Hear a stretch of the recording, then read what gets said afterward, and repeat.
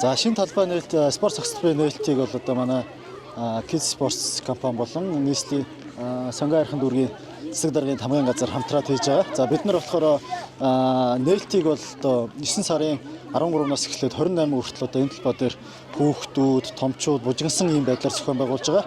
За энэний өнөөдөр хамгийн ихний тэмцээн болох 9 нас 11 насны сонгон хайрхан дүүргийн аврах шалгаруулах тэмцээн явагдаж байна. За энэ чэнэс шалгарсан 9 насны болон 11 насны баг нь болохоор 9 сарын 21-нд болох файнал одоо яг үндсэн нээлтийн үйл ажиллагаан дээр бол Монголын шилдэг гэсэн багуудтай мөн ингээд тэмцээн тоглоход орчсон шатны тэмцээнийг бол дүүрэг дээрээ зохион байгуулж байна.